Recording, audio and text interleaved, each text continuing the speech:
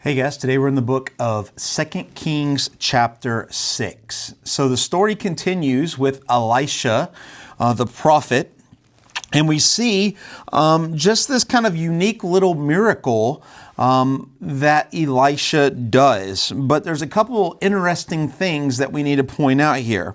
In the first verse it says, "See, the place where we dwell under your charge is too small for us." So the prophets of God are apparently all with Elisha. Elisha is some kind of leader. He's kind of built or made a compound for all of the prophets of God to be living at one place, and it's getting too small. So they said, hey, we need somewhere bigger.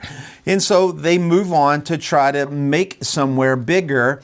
And this is where we get this unique miracle that basically an axe head falls off in the middle of the water. It's not his, it's borrowed. And so Elisha throws in a stick and makes the iron axe head float. The guy can pick it up, and now he has his axe head back that he can return. Kind of not anything big, but it's just, once again, showing you the everyday power that God was allowing Elisha to use, which is just an interesting note. Then we kind of get into the story that while Elisha is doing these types of things, well, Syria is not done yet. We kind of always keep coming back to Syria. And so the king of Syria was warring against Israel, and he took counsel with his servants at such place shall be my camp. But the man of God sent word to the king of Israel. So basically what's happening is that Syria is warring against Israel, and of course they want to win, right?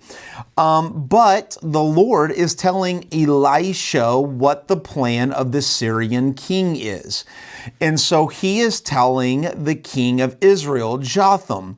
Now, it doesn't mean that Elisha likes Jotham. Jotham is a bad king. He is not a godly king by any stretch of the imagination, but Elisha and God doesn't want Israel to be taken over by Syria. It is still the promised land, even though all the people of Israel are not necessarily living in it for the promise of God.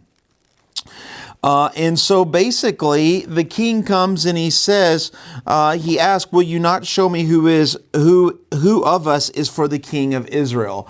The king of Syria thinks that there's he's convinced that there's a traitor amongst his midst. Somebody is telling Jotham what's going on, because everything that they do, Israel is ready for them, right? And so the servants of the Syrian king says, no, it's not us. It's actually this prophet, this man named Elisha, which is just interesting because it just shows you that everybody has heard of and knows Elisha and the power of the God that he serves. And so when the servant of the man, and so the king says, all right, well, let's go kill him, right? Well, let's go kill him. And so they basically find out what city he's in. He's in the city of Dothan, and they basically surround the city with all of these chariots, with all of these warriors, with everything, that they're going to kill him at sunrise. But what happened was when the sun came up, the servant of Elisha is scared, right? Because he sees all of these chariots, he sees all this army, and he says, what shall we do? And Elisha simply says, do not be afraid, for those who are with us are more than those who are with them. Now, you'd have to think that this servant of Elisha is like, oh man, this guy's crazy. This guy's cooked, right? Because he doesn't know and he cannot see the hand of God that is amongst them.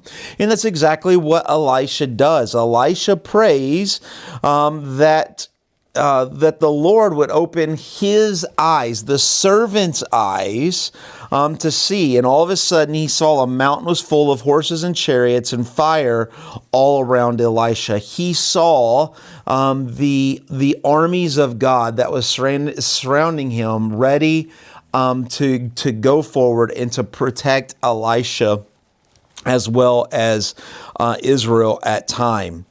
And so Elisha prayed that this army, these angel armies, would strike the Syrian armies, but not kill them, but he would make them blind. And that's exactly what the Lord does. And so Elisha goes and says, hey, I know all you guys are blind. I'm the guy you're seeking. Come and follow me. And they do. All these blind soldiers follow him, and he leads them kind of,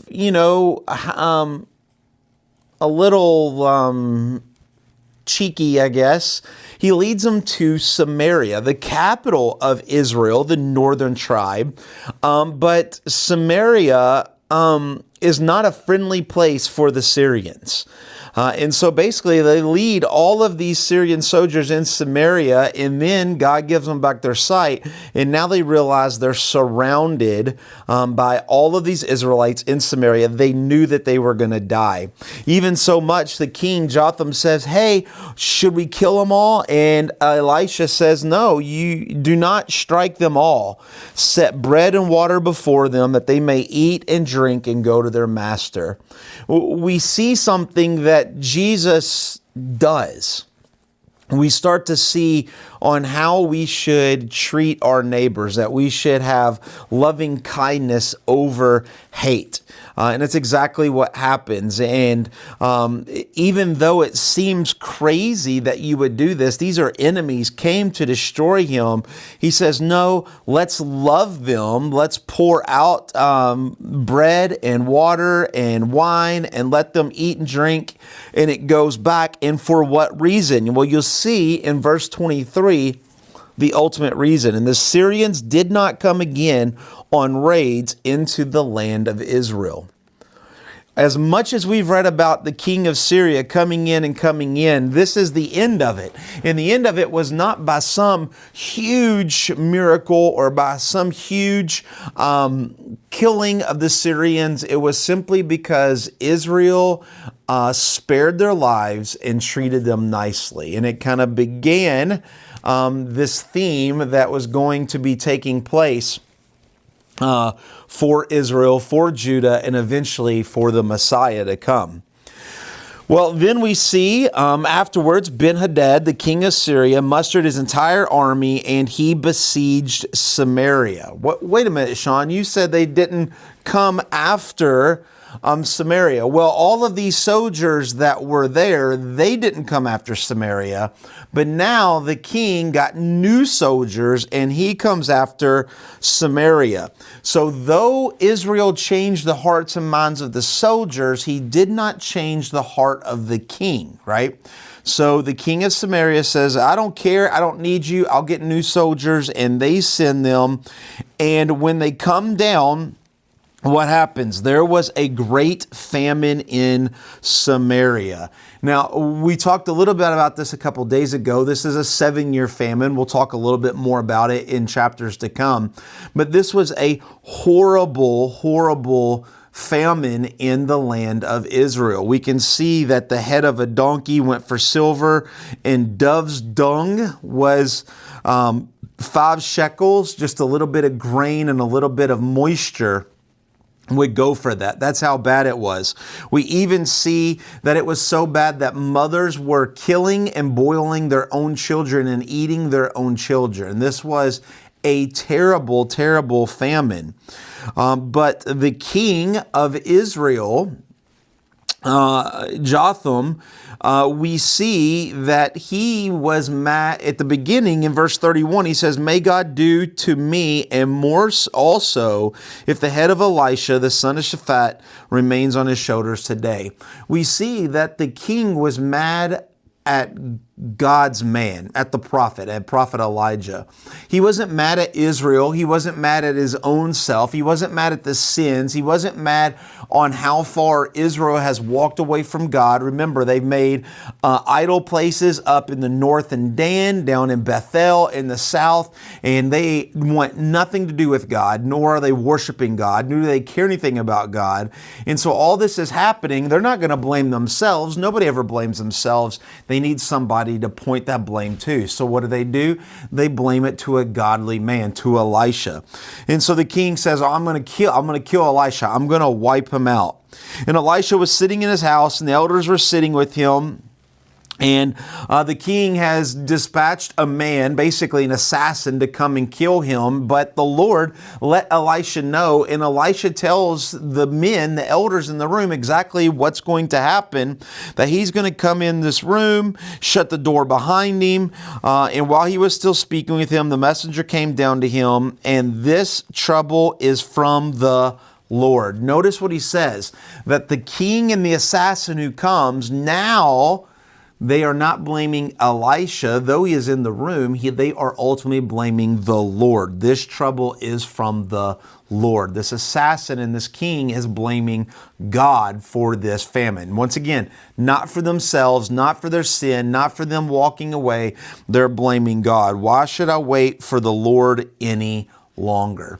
And so this tells you here in chapter 6 that though Elisha is doing good things, and though the prophets are doing good things, the northern tribe of Israel, they're going downhill quickly.